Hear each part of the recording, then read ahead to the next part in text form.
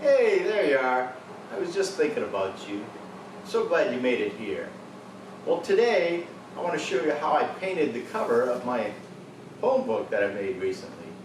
I just took my drawing and painted over it. So I'll give you a close-up view of that. So hang on to your hats. Well, what I did was I took my original drawing and made a copy of it onto some thick cardstock, and then I painted it. It's kind of like paint by numbers.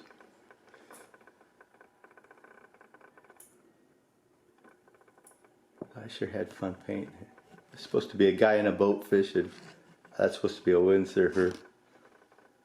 There's Mount Hood. So,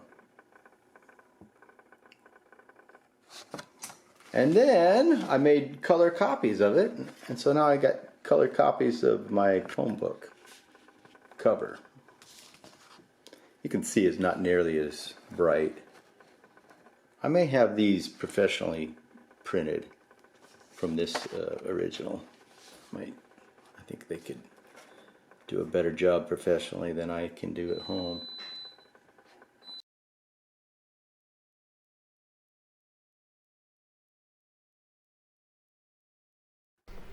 The Stevenson Library is having their annual Artist of the Gorge Exhibition. The deadline is September 5th to turn stuff in.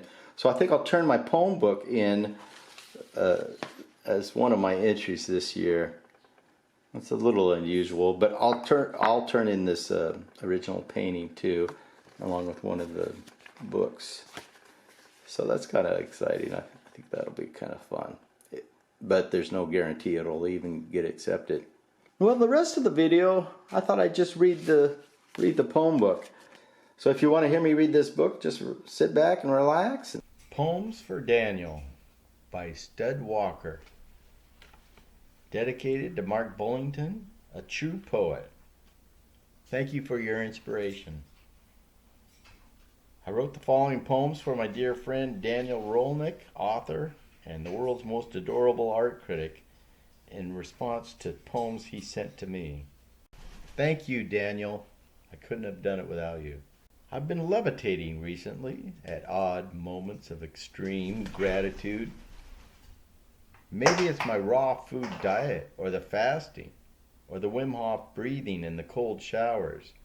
I can't be sure, and I have little desire to find out the cause of this effect.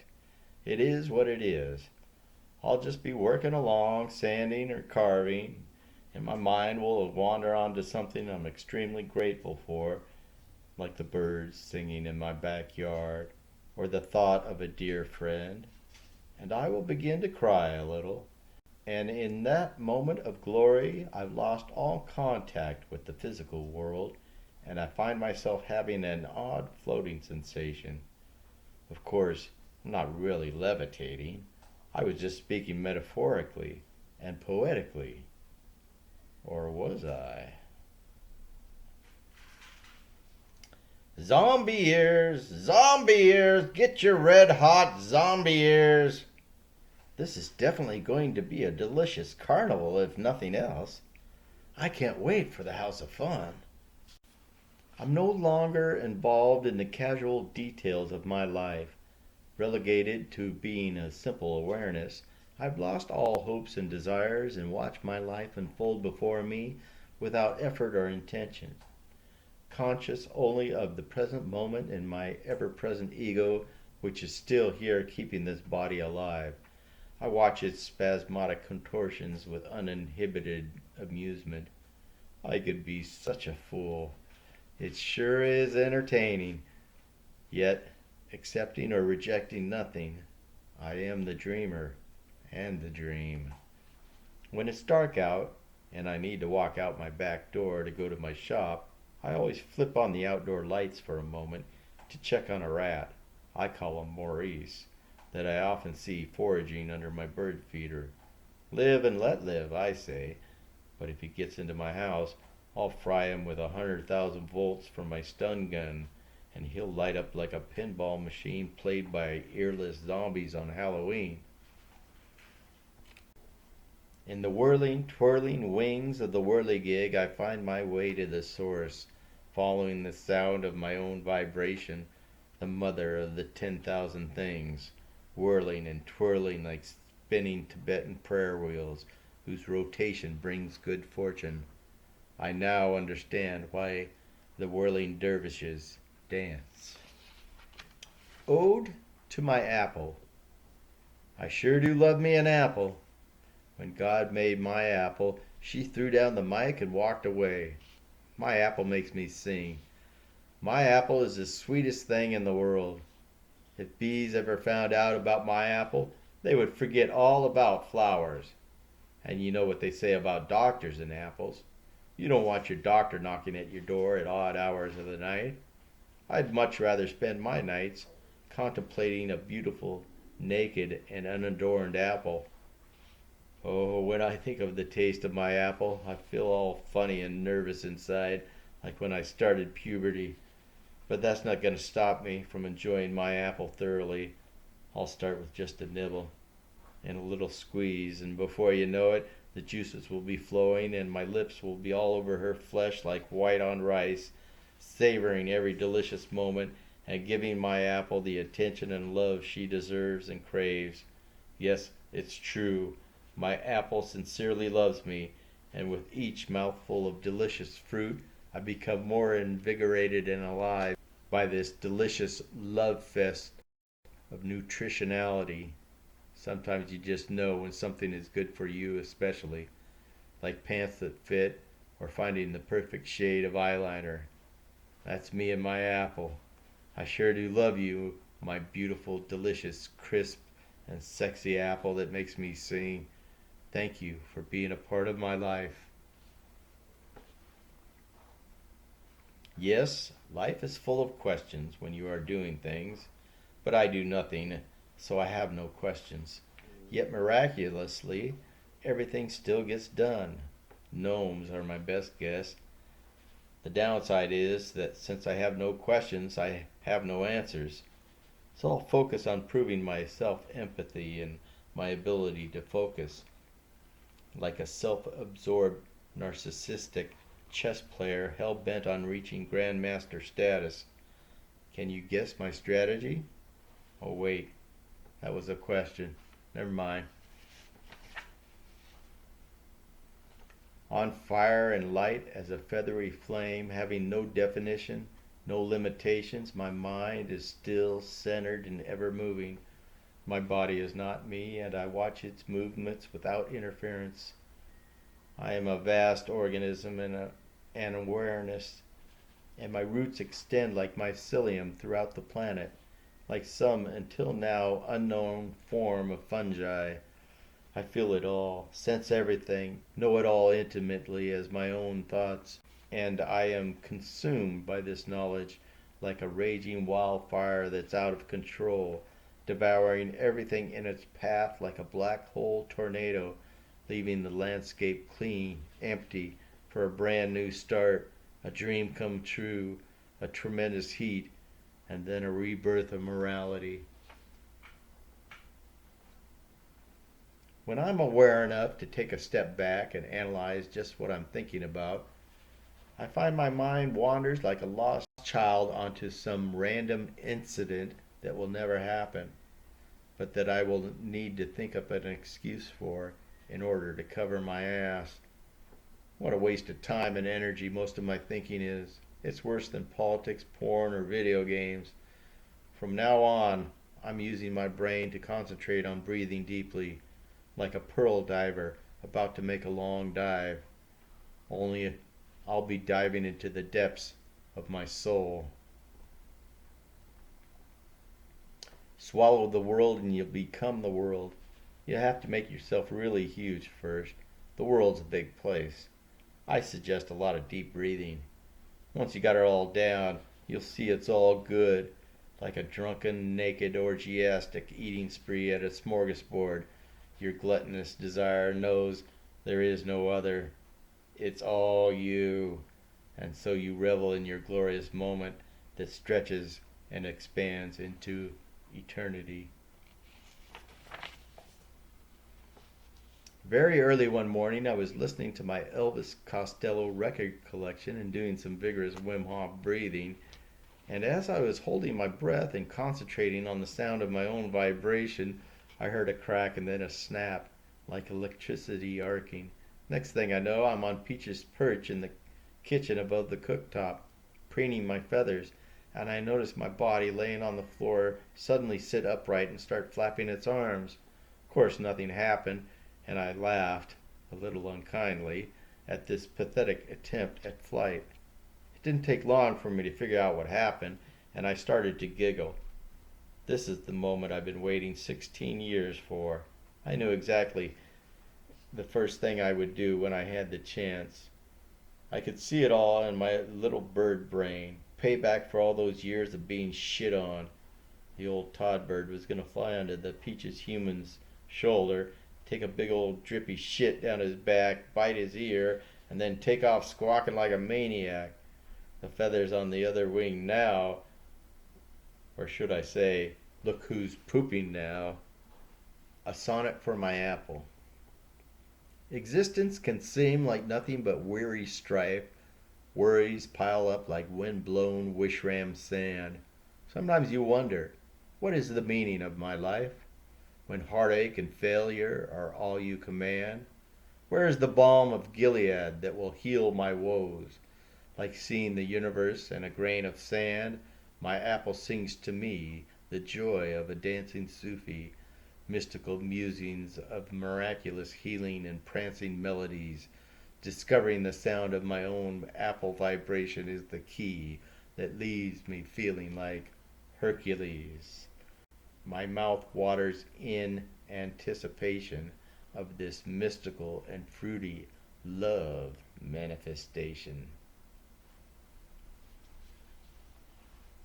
Deaf ears are like having common sense but never using it. Like wanting to live your life but being too busy to do it. Like having a talent but not developing it. Like a whole lot of wasted potential. A new word I just made up. Like something we all possess from time to time. Like all the needless things in our lives we can do without. Like people staring into their cell phones. Like elephants in the room you can't hear. What's that? What did he say? Speak up. I can't hear a thing because I have deaf ears from the noise of my own thinking. The power of a true heart is immense, my guru told me.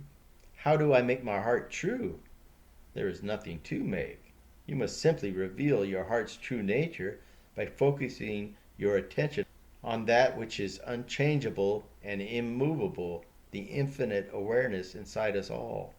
It is the attention and the ability to maintain your attention on one thing that unlocks the doors of perception through the keys of awareness. I began to smile at this divine revelation because it really did feel like I was becoming enlightened. Suddenly, without warning, my master dealt me a savage blow to my head with his cane and said, "Pay attention!" My train of thought has derailed. I'm left with the wreckage of a disordered mind which I consider something sacred. Because I'm not my mind or my body. I'm an awareness that has a mind and body. I am no body. My awareness is infinite. And now that my mind is disordered, its torments lack any real strength. I'm left with my pure awareness, comfortable as a warm bath or a massage. I luxuriate in my existence, being full of gratitude and grace, laying in a hammock of God's loving light. Come near. I'm greasy with love. You're sure to get some on you. The inherent musicality of everything explains why everyone loves to dance. Their atoms are already dancing around like they took ecstasy at a rave, like a piece of fat thrown into a hot skillet, like an incredibly excited swarm of mosquitoes, like millions of sperm hoping for a chance to dance their way into fulfillment. So to physically dance around, then, is an acknowledgement, or perhaps a reunion of sorts with the fundamental nature of the universe. Everyone's dancing. There's nothing better than losing yourself in the dance, because for a moment you lose the small part of yourself and become part of that which is infinite, which is your true and fundamental nature. I say, put on your red shoes and dance. I'm really serious this time, Bootsy said as he swaggered through my door like an atomic dog from another planet. He looked a bit anxious as he glanced around the room. What's up? Just checking for snakes. You never know when you'll find one curled up on a couch somewhere. I've lost a lot of my saltiness by unlearning much of what I've been taught that was meant to preserve me. I find I'm much more bland and palatable to the general public now, which is important if you want to help out, which I do, occasionally. I like to lay in my hammock naked at 3 a.m. and watch for shooting stars while absorbing the sounds of the sacred moment. Like a shirt that has become impossibly stained by pizza juice, there's no chance this moment's significance will be forgotten, and my soul has become enamored of this mystery. If you can move your focus, from what's scared, your little you, your ego, to what's sacred, the present moment, God, God's love, whatever is important to you, then your scared journey turns into a sacred journey. Attention equals love. Love your life by paying attention to it. Wishram isn't a place, it's a state of mind. My once next door neighbor is in prison for killing someone in town. People driving at high rates of speed in reverse with their music blaring. Trash piled up waiting to be taken to the dump. Derelict cars with broken windows. Evidence of lives in disarray. People full of beliefs that lead to poverty. And a fierce pride about the place they call home.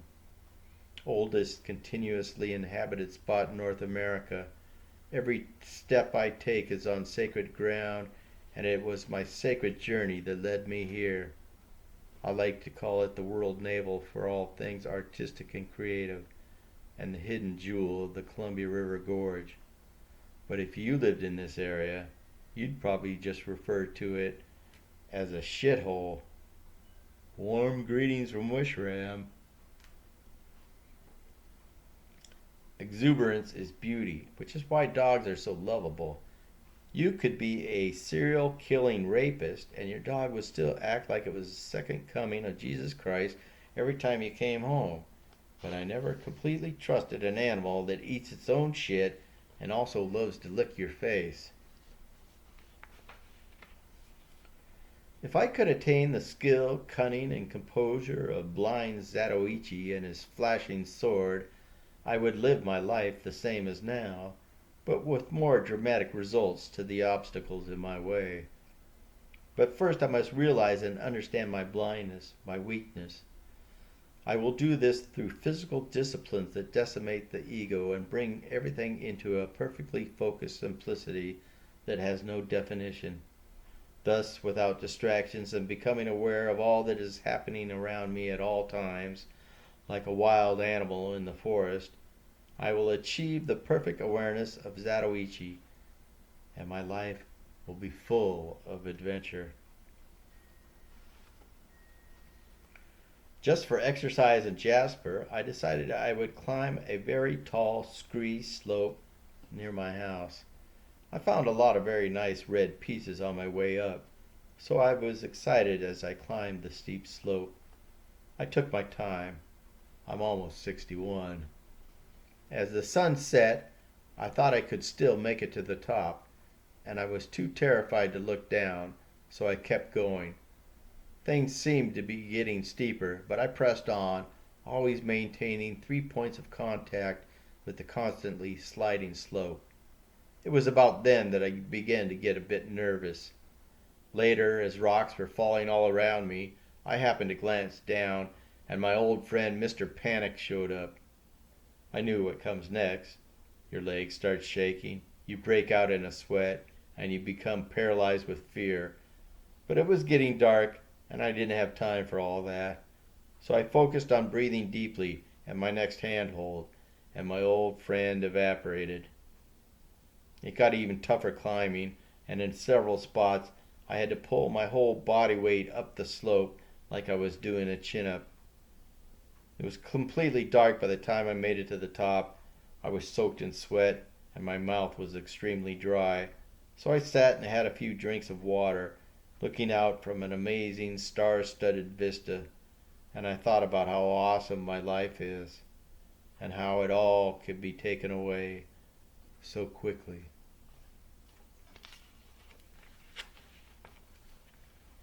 Make me a kingfisher. If I could be a bird, I'd like to be a kingfisher. Who doesn't want iridescent aquamarine feathers that flash electric in sunlight? Then there's that big, long, fat beak. Size does matter. Don't forget about the symbolic significance of being king of something. That must feel grand. I'm not too crazy about the prospect of eating raw fish all the time, but the whole being able to fly thing should more than make up for that.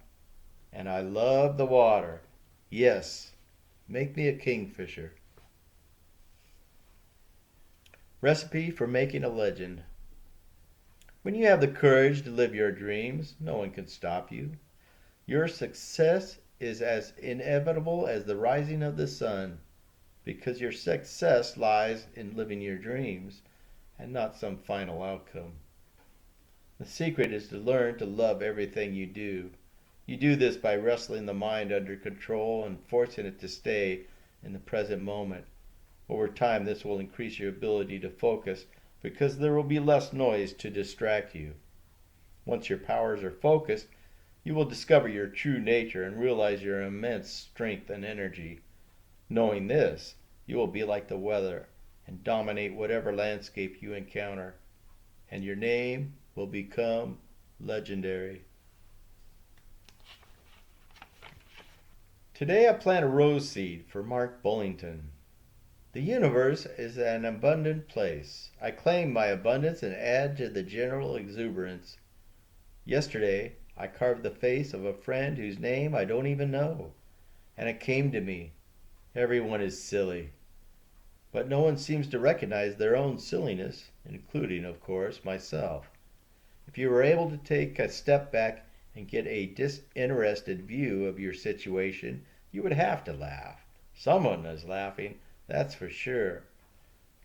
Life seems sweeter when you quit defending the worst parts of your personality and join in the general silliness, like a diver submitting to the wetness of water completely, without hesitation or forethought. Today I will do my best to revel in my silliness, singing, laughing, dancing. There's consolation in knowing you're just an old fool and not to be taken seriously. I am but a conduit, a reflection of all the infinite possibilities of this universe, and the universe is an abundant place. I claim my abundance and add to the general exuberance. Today I plant a rose seed for Mark Bullington. As I take action, the path reveals itself before me. Everything is hidden and impossible before the action. Like the secret hermetic teachings of Hermes Trismegistus that banish all confusion, everything becomes clear with the first step, the second step.